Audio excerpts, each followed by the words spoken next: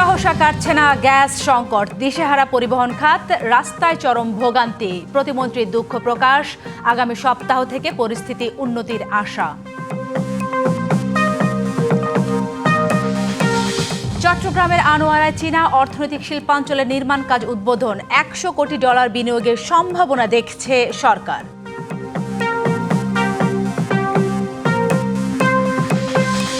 সংবিধান অনুযায়ী যথাসময়ে রাষ্ট্রপতি নির্বাচন, মনোনয়নের বিষয়ে বিএনপি দলীয় ফোরামের সিদ্ধান্ত। কাল ভারপ্রাপ্ত স্পিকারের সাথে বসবে ইসি।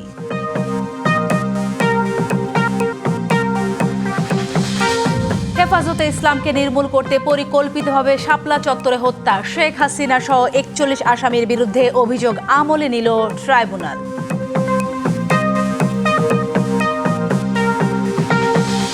কাফরুলে ময়লার ব্যবসা ও ফুটপাতে চাঁদাবাজির দ্বন্দ্বে গুলি করা হয় যুবদল নেতা বাবুকে, মূল পরিকল্পনায় স্বেচ্ছাসেবক দলনেতা গ্রেপ্তার 7। তীব্র গ্যাস সংকটে দিশেহারা পরিবহন খাত, রাজধানী সিএনজি ফিলিং স্টেশনগুলোতে গ্যাসের জন্য ঘন্টার পর ঘন্টা লাইনে দাঁড়িয়ে অপেক্ষা করছেন চালকরা। এদিকে সংকট আছে বাসা বাড়ির গ্যাস লাইনেও। দিন কিংবা রাত, রাজধানীর সিএনজি স্টেশনগুলোর চিত্র এখন একই রকম। মাত্র কয়েক মিনিটের গ্যাসের জন্য চালকদের অপেক্ষা করতে হচ্ছে 4 থেকে 5 ঘন্টা। 1 ঘন্টা 30 মিনিটে ঢুকলাম পাম্পের ভিতরে, আরো মনে করেন যে আধা ঘন্টা যাইবো নিতে নিতে, তাহলে 2 ঘন্টায় হয়ে যাবো। আমি 3.5 ঘন্টা অপেক্ষা করছি। আমি গ্যাস যদি লাইনে থাকে আমি চাহিদা অনুসারে আমি গ্যাস পাবো। মূল গ্রিডে সরবরাহ কম থাকায় পাম্পগুলোতে গ্যাসের চাপ খুবই কম, ফলে দীর্ঘ সময় দাঁড়িয়েও মিলছে না পর্যাপ্ত সিএনজি। এই যে গ্যাস, কয় টাকার গ্যাস ঢুকে আল্লাহ জানে, অল্প টাকার গ্যাস ঢুকে আসলে সারাদিন কভারেজ করা যায় না। এখান থেকে ইউটার্ন নিয়ে মহাখালীর টার্মিনাল থেকে এই পর্যন্ত গ্যাস পাম্প পর্যন্ত আসতে নর্মালি 3.5 ঘন্টা লাগছে। আর গ্যাস পাম্পে আসার পরে তো প্রেশার নাই, 100 প্রেশার গ্যাস ঢোকে না। সময় সংকটে ট্রিপ কমে যাওয়ায় চালকদের আয় নেমেছে অর্ধেকে। কবে স্বাভাবিক হবে তাও জানে না কেউ। আমরা যদি সারাদিন পাম্পের ছিদার লাগায় বসে থাকি, মালিকের জমা দেবো কোন সময়, আমরা খাবো কোন সময়, গয় ভাড়া দেবো কেমনে, আমরা চলবো কেমনে কোন? লাইনে খাওয়া হচ্ছে 2 ঘন্টা হয়েছে। আর এই সংকটটা কবে মিলবো ঠিকও আমরা বলতে পারি না।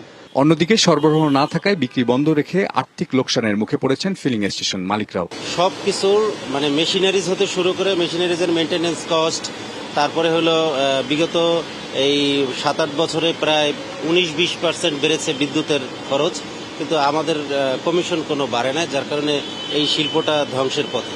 আসলে আমাদের কিছু নাই, এটা যখন লাইনে প্রেশারটা স্বাভাবিক হবে তখন এই ভোগান্তি থেকে আমাদের গ্রাহকরা রক্ষা পাবে। এই সংকট ফিলিং স্টেশন ছাড়িয়ে পৌঁছে গেছে বাসাবাড়িতেও, বাড়ছে ভোগান্তি। দ্রুত সরবরাহ স্বাভাবিক না হলে গণপরিবহনে চরম নৈরাজ্যের আশঙ্কা রয়েছে। Sania Ahmed, DBC news, Dhaka. Gas সংকট নিয়ে আরো জানাতে রাজধানীর মহাখালী এলাকা থেকে সরাসরি যুক্ত হচ্ছেন সহকর্মী মাহমুদুল হাসান নাজিম। নাজিম, আপনি সকাল থেকে বেশ কয়েকটি ফিলিং স্টেশন ঘুরে দেখেছেন। রাজধানীর এই গুরুত্বপূর্ণ ফিলিং স্টেশনে আজকে পরিস্থিতি কেমন দেখতে পাচ্ছেন? সেই সাথে আরেকটি বিষয় জানাবেন, এই সংকট নিরসনে সরকারের পক্ষ থেকে কোনো আশাবাদ পাওয়া গেছে কিনা? সাথে আপনাকে ধন্যবাদ। আমি মহাখালী একটি ফিলিং স্টেশনে আছি, যে আসলে সারা দেশ থেকে যে গেল কয়েক সপ্তাহ ধরে কিন্তু এই গ্যাসের যে সংকটটি রয়েছে সেই সংকটটি কিন্তু বিশেষ করে গণপরিবহন সিএনজি চালিত যে গাড়িগুলো রয়েছে সেগুলো কিন্তু ভোগান্তিতে পড়েছে। তারা দীর্ঘ লম্বা সময় ধরে থেকেও কিন্তু তারা দেশের বিশেষ করে আসলে গ্যাসের প্রেশারটা কম থাকার কারণে কিন্তু এই সংকটটি তৈরি হয়েছে। আসলে কবে নাগাদ এই সংকট কাটবে সংশ্লিষ্ট সরকারের তরফ থেকে কিন্তু এখন পর্যন্ত আনুষ্ঠানিকভাবে বা অফিসিয়ালিভাবে কোনো কিছু জানায়নি। আমি ডিবিসি নিউজের ক্যামেরার মাধ্যমে ডিবিসি দর্শকদের দেখাতে চাচ্ছি আসলে লম্বা লাইন। আমি কিছুক্ষণ আগে তাদের সঙ্গে কথা বলেছি, তারা যেটি জানিয়েছেন তারা 7 থেকে 8 ঘন্টা দাঁড়িয়েও কিন্তু তারা গ্যাস পাচ্ছে না। তা আমি এই মুহূর্তে একজন সিএনজি চালক আছেন এবং তার সাথে কথা বলার চেষ্টা করব, জানার চেষ্টা করব। আপনার কাছে জানতে চাচ্ছি, আপনি কতক্ষণ ধরে লাইনে দাঁড়িয়ে আছেন? আমি পুরো 1.5 ঘন্টা আছি, এখন পাম্পে প্রেশার নাই, যাই দেখেন। আমার মনে হয় 40-30 টাকা গ্যাসও ঢুকবো না। এই পরিস্থিতিতে এখন দিন পার করতে আছে, আমাদের নিয়ে কারো কোনো মাথা ব্যথা নাই। আমরা রাস্তায় কি করি, কি ঘুমাইতে আসি না খাইতে আসি না খাইতে আসি না সংসার চালাইতে আসি উপর যারা। আরেকজন আপনি যে আগে কি পরিমাণ গ্যাস প্রতিদিন নিতেন আর এখন কেমন পাচ্ছেন? পুরা সিলিন্ডার আমার খালি, 17 টাকার গ্যাস ঢুকছে। এইটাতে কি করব আমরা, এখনো জমা ওঠে নাই। গ্যারেজে গেলে তো জমা ছাড়া বলবে চাবিটা রেখে যাও। কেন কম দিচ্ছে কেন? গ্যাস উঠতেছে না, প্রেশার নাই। যেমনটি শুনছিলেন তারা কিন্তু জানাচ্ছিলেন। আমি একজন আরেকজন চালকের সঙ্গে একটু কথা বলবো। আপনি এখানে কতক্ষণ ধরে দাঁড়িয়ে আছেন এবং আপনি যে আগের মতো চাচ্ছেন? জি, আমি এখানে 1:30টার দিকে দাঁড়াইছি, মাত্র এখানে পাম্পে পৌঁছালাম, আমার নজল মাত্র দিয়ে দিচ্ছে, কিন্তু আসলে এইভাবে তার আমাদের সংসার চলতেছে না। আমি গাড়িটা ভাড়াই চালাই, তো অনেক অসুবিধা হচ্ছে আর কি। সাথে যেমনটি তারা বলছিলেন যে আসলে গ্যাসের সংকট কবে নাগাদ কাটবে বা কি সমাধান কবে হবে এটি তারা জানেন না। তারা বলছেন যে আসলে সন্ধ্যা 6টা থেকে কিন্তু 9টার মধ্যে কিন্তু আবার গ্যাস সরবরাহ বন্ধ থাকে। সব মিলিয়ে কিন্তু এখানকার অবস্থা দীর্ঘ ভোগান্তিতে রূপান্তর হচ্ছে। তো সব মিলিয়ে তারা চাচ্ছে দ্রুত সংকট কেটে গিয়ে আবারও আগের পরিবেশে ফিরে আসবে। সাথী, ধন্যবাদ আপনাকে। এখনই সংকট কাটছে না, তবে আগামী সপ্তাহের মধ্যে গ্যাস সংকট কিছুটা কমে আসবে, এমনটাই জানিয়েছেন বিদ্যুৎ, জ্বালানি ও খনিজ সম্পদ প্রতিমন্ত্রী অনিন্দ ইসলাম অমিত। দুপুরে নিজ মন্ত্রণালয়ে সাংবাদিকদের প্রশ্নের জবাবে এ কথা বলেন তিনি। এই সংকটের জন্য দুঃখ প্রকাশ করে প্রতিমন্ত্রী জানান, সরকার কাজ করছে সর্বোচ্চ গুরুত্ব দিয়ে। আমরা আশা করছি গ্যাস সাপ্লাইটা আগামী সপ্তাহ থেকে সংকট কিছুটা কাটা শুরু করবে ইনশাল্লাহ, এবং সে ব্যাপারে এটা তাদের কথার উপর আমরা শুধু নির্ভর না করে কিসের বেসিসে তারা এটা মনে করছেন, এখানে একটা ডিটেইল আমাদের তাদের টেকনিক্যাল পিপলের সাথে কাজ করছে। চট্টগ্রামে চায়না ইকোনমিক অ্যান্ড ইন্ডাস্ট্রিয়াল জোনে শেষ পর্যন্ত $1 বিলিয়ন বেশি বিনিয়োগ হবে বলে আশা প্রকাশ করেছেন অর্থ পরিকল্পনা মন্ত্রী আমির খসরু মাহমুদ চৌধুরী। আনোয়ারার বেলচুরায় বাংলাদেশ চীন অর্থনৈতিক অঞ্চলে ভিত্তিপ্রস্তর স্থাপন অনুষ্ঠানে তিনি এ কথা বলেন। চীন বর্তমানে কৌশলগত অংশীদারে পরিণত হয়েছে বলেও মন্তব্য করেন স্বরাষ্ট্রমন্ত্রী সালাহউদ্দিন আহমেদ। প্রায় 1 দশক পর আলোর মুখ দেখছে চীনা অর্থনৈতিক অঞ্চল। 2031 সালের মধ্যে 4100 কোটি টাকা ব্যয়ে এখানে শিল্পাঞ্চল গড়ে তুলবে China road and bridge corporation. দুপুরে কর্ণফুলী নদীর পূর্ব তীরে আয়োজন করা হয় অনুষ্ঠানের ভিত্তিপ্রস্তর স্থাপন ও উভয় দেশের মধ্যে চুক্তি অনুষ্ঠানে উপস্থিত ছিলেন বাংলাদেশে নিযুক্ত চীনের রাষ্ট্রদূত। এ সময় চীনা দূত বলেন, টেক্সটাইল, পোশাক ও বিভিন্ন উৎপাদনমুখী শিল্পে বিনিয়োগ করতে চায় চীন। China road and bridge corporation এবং যেসব প্রতিষ্ঠান এই অঞ্চলে কাজ করার আগ্রহ দেখিয়েছে তাদের সবাইকে আমার আন্তরিক অভিনন্দন। তবে সবচেয়ে বড় ধন্যবাদ জানাতে চাই আমাদের চীন ও বাংলাদেশের কর্মীদের, যাদের নিরলস পরিশ্রমে আজকের এই ভিত্তিপ্রস্তর স্থাপন সম্ভব হয়েছে। অর্থমন্ত্রী বলেন, 2034 সালে সরকার $1 ট্রিলিয়ন অর্থনীতি গড়তে প্রতিশ্রুতিবদ্ধ। এজন্য বিপুল বিনিয়োগ, কর্মসংস্থান তৈরির কোনো বিকল্প নেই। বাংলাদেশ বিদেশি বিনিয়োগের জন্য এখন মুখিয়ে আছে। দেশের শেয়ার বাজারও নতুন করে পুনর্গঠন হচ্ছে দাবি করে মন্ত্রী শেয়ার বাজারে চীনা বিনিয়োগের আহ্বান জানান। এই উদ্যোগ দেশের অর্থনীতিকে সামনের দিকে এগিয়ে নিতে সহযোগিতা করবে, কর্মসংস্থান তৈরি করবে এবং 2034 সালের মধ্যে সরকারের কাঙ্ক্ষিত $1 ট্রিলিয়ন অর্থনীতিতে পৌঁছাতে সাহায্য করবে। আমরা চাই চীনের বিনিয়োগকারীরা বাংলাদেশের পুঁজিবাজারে অন্তর্ভুক্ত হোক। চীন একসময় বাংলাদেশের উন্নয়ন অংশীদার ছিল, এরপর বিনিয়োগ অংশীদার এবং বর্তমানে কৌশলগত অংশীদারে পরিণত হয়েছে বলে মন্তব্য করেন স্বরাষ্ট্রমন্ত্রী। আমার মনে হয় এই মুহূর্তটি একটি গুরুত্বপূর্ণ মাইলফলক। বেল্ট অ্যান্ড রোড ইনিশিয়েটিভের আওতায় হওয়া মৌলিক চুক্তিগুলোকে নতুন করে মূল্যায়ন করা হয়েছে। একই সঙ্গে অবিচল নিষ্ঠা ও ধাপে ধাপে বাস্তবায়নের অঙ্গীকার পুনর্ব্যক্ত করা হয়েছে। বাংলাদেশের জন্য নতুন সম্ভাবনার দ্বার উন্মোচিত হয়েছে। এখন সবচেয়ে গুরুত্বপূর্ণ বিষয় হলো এসব উদ্যোগের সুফল যেন বাস্তবে দেশের মানুষ পেতে পারে। কর্ণফুলী নদীর পূর্ব তীরে প্রায় 783 একর জমির উপর এই অর্থনৈতিক অঞ্চলে বিনিয়োগ হতে পারে প্রায় $500 মিলিয়ন, যেখানে কর্মসংস্থান হবে প্রায় 1 লাখ মানুষের। আপনারা তাদেরকে যতটুকু সম্ভব সহযোগিতা করবেন যাতে খুব দ্রুত এই জোনটা দাঁড়িয়ে যায়। জোনটা দাঁড়িয়ে গেলে এই এলাকার চেহারা চেঞ্জ হয়ে যেতে একদম সময় লাগবে না। এই প্রকল্প বাংলাদেশ চীন অর্থনৈতিক অংশীদারিত্ব আরও শক্তিশালী করতে গুরুত্বপূর্ণ ভূমিকা রাখবে বলে প্রত্যাশা সংশ্লিষ্টদের। মাসুদুল হক, ডিবিসি নিউজ, চট্টগ্রাম। জাতীয় সংসদের শব্দযন্ত্রে বিভ্রাট কাটিয়ে উঠতে আধুনিক প্রযুক্তি নির্ভর সাউন্ড সিস্টেম প্রতিস্থাপন করতে চায় সরকার। এজন্য উচ্চ পর্যায়ের বৈঠক হয়েছে। সোমবার সকালে সংসদ ভবনে মন্ত্রী পরিষদ সভাকক্ষে ভারপ্রাপ্ত স্পিকার কায়সার কামালের সভাপতিত্বে ওই বৈঠকে অংশ নেন সংসদ নেতা ও প্রধানমন্ত্রী তারেক রহমান। ছিলেন বিরোধী দলীয় নেতা ডাক্তার শফিকুর রহমান, গৃহায়ন ও গণপূর্তমন্ত্রী জাকারিয়া তাহের, আইনমন্ত্রী মোহাম্মদ আসাদুজ্জামান, সরকার দলীয় চিফ হুইপ নুরুল ইসলাম মনি, বিরোধী দলীয় চিফ হুইপ নাহিদ ইসলাম। বৈঠকে আধুনিক সাউন্ড সিস্টেমের প্রযুক্তিগত বৈশিষ্ট্য, কার্যকারিতা এবং জাতীয় সংসদের কার্যক্রমের সঙ্গে সামঞ্জস্যপূর্ণ বিভিন্ন দিক নিয়ে আলোচনা করা হয়। বিএনপিকে যারা ফ্যাসিবাদের দল বলে তাদের জ্ঞানের অভাব রয়েছে। রংপুর টার্মিনাল এলাকায় বিআরডিবির বিভাগীয় কার্যালয় উদ্বোধন শেষে এমন মন্তব্য করেছেন স্থানীয় সরকার মন্ত্রী মির্জা ফখরুল ইসলাম আলমগীর। তিনি জানান, সংবিধান অনুযায়ী যথাসময়ে হবে রাষ্ট্রপতি নির্বাচন। মনোনয়নের বিষয়ে সিদ্ধান্ত দলের বলে জানান মির্জা ফখরুল। নতুন এক ঠিকানায় পল্লী উন্নয়নের অঙ্গীকার। সোমবার সকালে রংপুর নগরীর টার্মিনাল রোডে বিআরডিবির বিভাগীয় কার্যালয় উদ্বোধন করেন স্থানীয় সরকার, পল্লী উন্নয়ন ও সমবায় মন্ত্রী মির্জা ফখরুল ইসলাম আলমগীর। পরে সাংবাদিকদের প্রশ্নের জবাবে বিএনপি মহাসচিব বলেন, সংবিধান অনুযায়ী যথাসময়ে রাষ্ট্রপতি নির্বাচন হবে, তবে প্রার্থী চূড়ান্ত করবে দলের স্থায়ী কমিটি। সংবিধান অনুযায়ী যথাসময়ে রাষ্ট্রপতি নির্বাচন হবে এবং দল সিদ্ধান্ত নেবে কাকে সেখানে মনোনয়ন দেওয়া হবে। বিএনপিকে যারা ফেসিবাদের দল বলে তাদের জ্ঞানের অভাব রয়েছে দাবি করেন মহাসচিব। জামাত নিজে কতটা গণতান্ত্রিক সেই প্রশ্নও রাখেন তিনি। আমরা একটা গণতান্ত্রিক, উদারপন্থী গণতান্ত্রিক রাজনৈতিক দল। দীর্ঘ সংগ্রামের মধ্য দিয়ে জনগণের ভালোবাসায় তাদের ভোট নিয়ে আমরা আজকে সংসদে 2/3 আসন লাভ করেছি, সরকার গঠন করেছি। একবার নয়, বিএনপি পাঁচবার রাষ্ট্র পরিচালনার দায়িত্বে এসেছে। বিএনপিকে যারা ফ্যাসিবাদ বলেন তাদের হয় জ্ঞানের অভাব আছে অথবা তাদের মাইন্ডসেটটা এভাবে তৈরি হয়েছে। পরে পল্লী মেলার উদ্বোধন ও ঋণের চেক বিতরণ অনুষ্ঠানের উদ্বোধন করেন মির্জা ফখরুল। বলেন, চলতি বছরের মধ্যে 41 লাখ ফ্যামিলি কার্ড বিতরণের লক্ষ্য রয়েছে সরকারের। রাজশাহী ও রংপুরকে কৃষিভিত্তিক উৎপাদনের শক্তিশালী হাব হিসেবে গড়ে তোলার পরিকল্পনার কথা জানান স্থানীয় সরকার মন্ত্রী। Majed Masud, DBC news, Rangpur. রাষ্ট্রপতি নির্বাচনের বিষয়ে কাল জাতীয় সংসদে ভারপ্রাপ্ত স্পিকার ব্যারিস্টার কায়সার কামালের সাথে বৈঠক করবে ইসি। সোমবার রাজধানী আগারগাঁও নির্বাচন ভবনে সাংবাদিকদের এ কথা জানান নির্বাচন কমিশনের সিনিয়র সচিব আখতার আহমেদ। এদিন বেলা 11টায় এ বৈঠক শুরু হবে। পরে এ বিষয়ে বিস্তারিত জানানো হবে।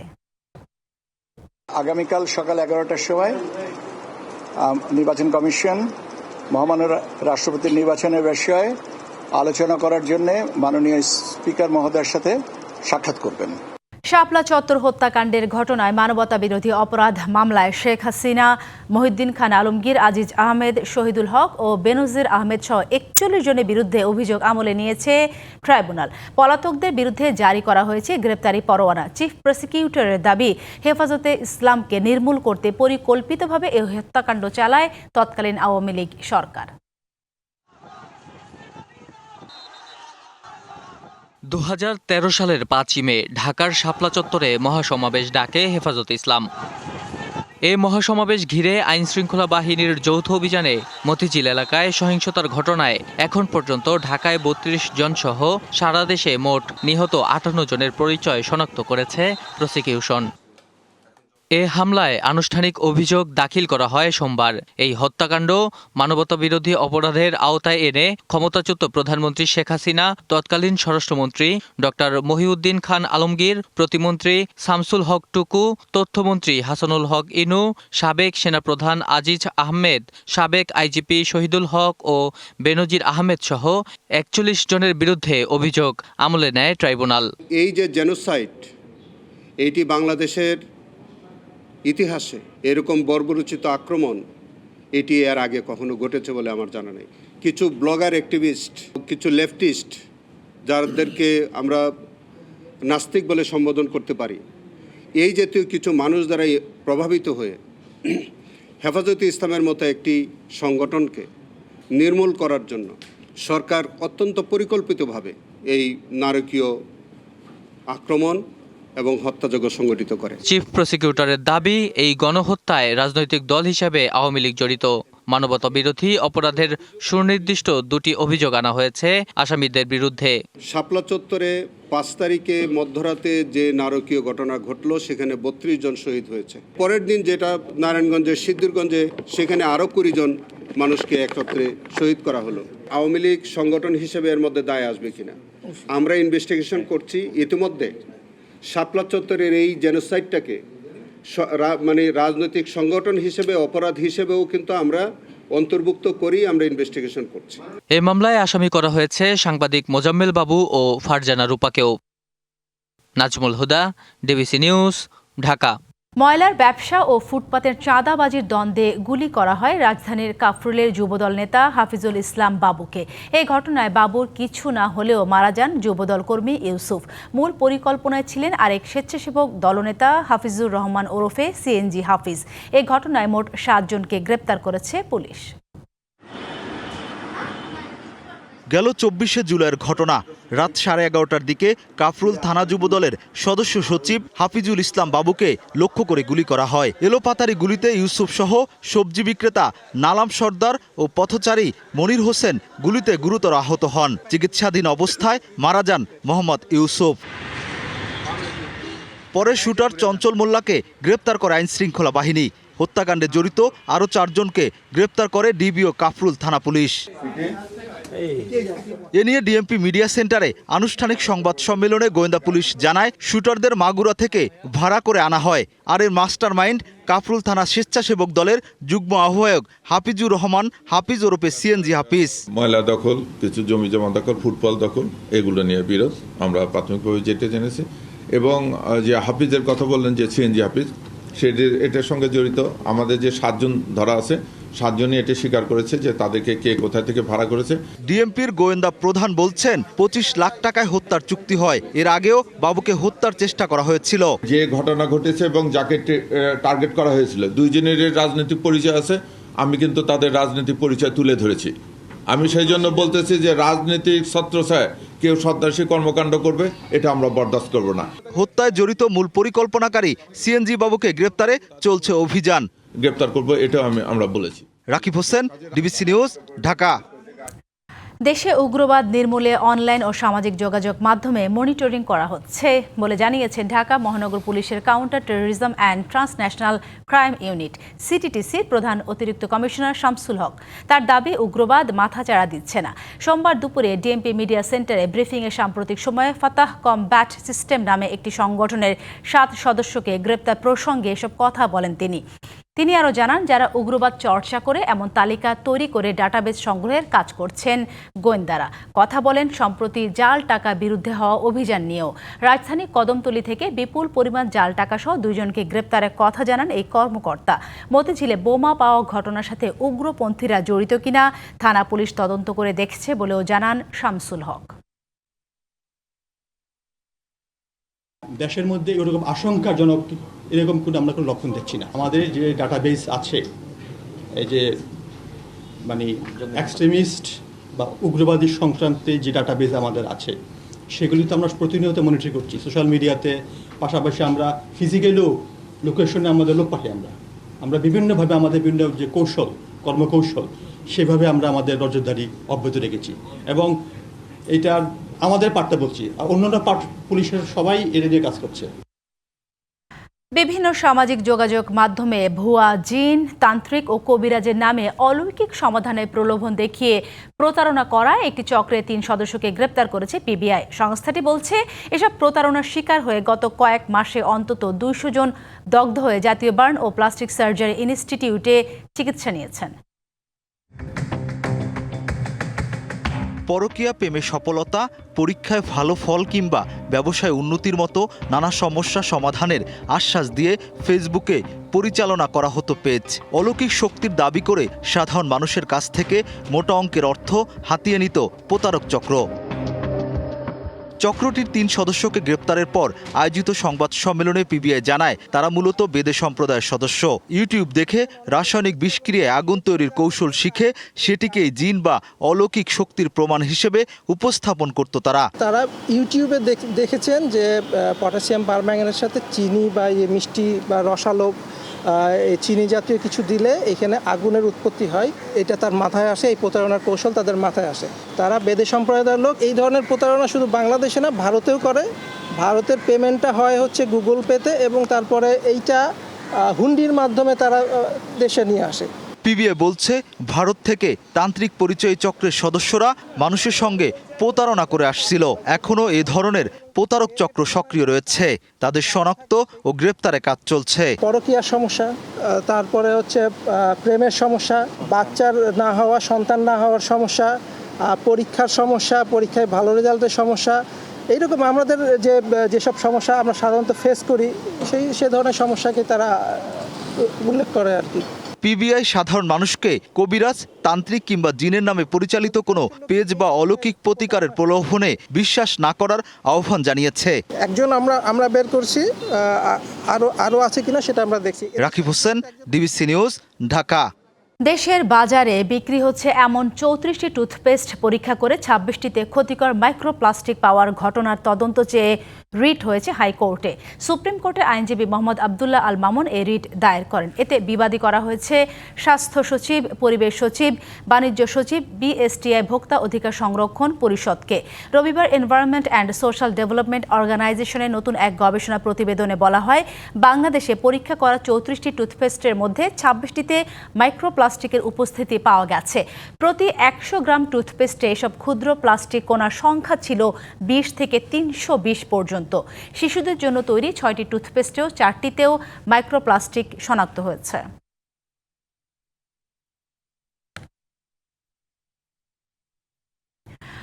বৃহৎ পরিসরে আধুনিক ও উন্নত গ্রাহক সেবা নিশ্চিত করার লক্ষ্যে নতুন ঠিকানায় স্থানান্তরিত হয়ে বাণিজ্যিকভাবে কার্যক্রম শুরু করেছে মার্কেটেল ব্যাংক পিএলসির নয়াবাজার শাখা।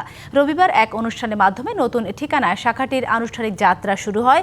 এই উপলক্ষে আয়োজিত অনুষ্ঠানে প্রধান অতিথির বক্তব্যে ব্যাংকের ভাইস চেয়ারম্যান আকরাম হোসেন হুমায়ুন বলেন, গ্রাহকের ভালোবাসা নিয়ে এগিয়ে যাচ্ছে মার্কেটেল ব্যাংকের নয়াবাজার শাখা। শিগগিরই এই শাখায় ইসলামী ব্যাংকিং চালু হবে। অনুষ্ঠানে বিশেষ অতিথি ছিলেন ব্যাংকের পরিচালক মোশাররফ হোসেন। সভাপতিত্ব করেন মার্কেটেল ব্যাংকের ব্যবস্থাপনা পরিচালক মতিউল হাসান। কক্সবাজারের রামুতে কাভার্ড ভ্যান ও অটোরিকশার মুখোমুখি সংঘর্ষে 2 বোন সহ 3 জন নিহত এবং 2 জন আহত হয়েছেন। এদিকে লক্ষ্মীপুর ও মোংলায় সড়ক দুর্ঘটনায় প্রাণ গেল আরও 2 জনের। বিকেলে কক্সবাজারের রামুর মধ্যম খুনিয়াপালং এলাকায় কক্সবাজারমুখী কাভার্ড ভ্যানের সাথে বিপরীত দিক থেকে আসা অটোরিকশার মুখোমুখি সংঘর্ষ হয়। এতে অটোরিকশাটি দুমড়ে মুচড়ে গেলে ঘটনাস্থলেই 2 জন নিহত এবং চালকসহ 3 জন আহত হন। পরে স্থানীয়রা আহতদের উদ্ধার করে জেলা সদর হাসপাতালে নিয়ে গেলে চিকিৎসক একজনকে মৃত ঘোষণা করেন। দুর্ঘটনার পর কাভার্ড ভ্যানের চালক ও সহকারী পালিয়ে গেলেও দুর্ঘটনা কবলিত গাড়ি দুটি জব্দ করা হয়েছে। এদিকে মোংলা খুলনা মহাসড়কের ভাগা বাজার এলাকায় বাস মোটরসাইকেল সংঘর্ষে মোটরসাইকেল আরোহীর মৃত্যু হয়েছে। এছাড়া লক্ষ্মীপুর ট্রাকের সঙ্গে সিএনজি চালিত অটোরিকশা সংঘর্ষে গুরুতর আহত ছাত্রদল কর্মী চৌধুরী রুবেল চিকিৎসাধীন অবস্থায় মারা গেছেন। সকালে রাজধানী জাতীয় অর্থোপেডিক হাসপাতালে তার মৃত্যু হয়। আন্তর্জাতিক প্রসঙ্গ, ভারতের রাজনীতিতে এক ঐতিহাসিক মোড়। মেডিকেল ভর্তির প্রশ্ন ফাঁসের জেরে শুরু হওয়া লাগাতার ছাত্র আন্দোলনের মুখে পদত্যাগ করতে বাধ্য হলেন দেশটির কেন্দ্রীয় শিক্ষামন্ত্রী ধর্মেন্দ্র প্রধান। বেকার যুবকদের নিয়ে প্রধান বিচারপতির করা এক মন্তব্যের জেরে গড়ে ওঠা এই জেনজিদের নেতৃত্বাধীন আন্দোলন ও আন্দোলনের নেপথ্যে থাকা অভিজিৎ দীপকে এখন ভারতীয় রাজনীতির আলোচনার কেন্দ্রবিন্দুতে। প্রধান বিচারপতির এক মন্তব্যের সূত্র ধরে ব্যঙ্গাত্মকভাবে আত্মপ্রকাশ করেছিল ককরোচ জনতা পার্টি বা সিজেপি। নিট প্রশ্ন ফাঁস, পরীক্ষা বাতিল এবং যুব বেকারত্ব 16% ছাড়িয়ে যাওয়ায় দিশেহারা শিক্ষার্থীদের এই ক্ষোভ দ্রুতই দেশ জুড়ে রূপ নেয় গণ অভ্যুত্থানে। পুলিশি দমনপীড়ন ও ইনস্টাগ্রামে তরুণদের ভাইরাল রিলস নাড়িয়ে দেয় সরকারের ভিত। মোদি একসময় সোশ্যাল মিডিয়া ব্যবহার করে ক্ষমতায় এসেছিলেন। আজ সেই সোশ্যাল মিডিয়া বা ইনস্টাগ্রামই হয়ে উঠেছে তরুণদের এই গণ আন্দোলনের মূল হাতিয়ার। অবশেষে যুব সমাজ বুঝতে পেরেছে শুধু অনলাইনে নয়, সফল হতে হলে রাজপথেও নামতে হবে। আর সেটাই ছিল সঠিক সিদ্ধান্ত। the same social media. Boston বিশ্ববিদ্যালয়ের প্রাক্তন শিক্ষার্থী অভিজিৎ দীপকে ও শিক্ষার্থীদের নেতৃত্বে এই আন্দোলন সফল হলেও সরকার পক্ষ থেকে মামলার শিকার হওয়া এবং ভয়ের পরিবেশ নিয়ে এখনো সংশয়ে কর্মীরা। তবে সিজেপি নেতারা পরিষ্কার জানিয়ে দিয়েছেন এটি শেষ নয়, বরং তৃণমূল পর্যায়ে নতুন লড়াইয়ের প্রস্তুতি। অন্যদিকে সংসদের ভেতরে বাইরে স্বরাষ্ট্রমন্ত্রী অমিত শাহের পদত্যাগ দাবি করে মোদির ওপর চাপ বাড়িয়েছে প্রধান বিরোধী দল কংগ্রেস।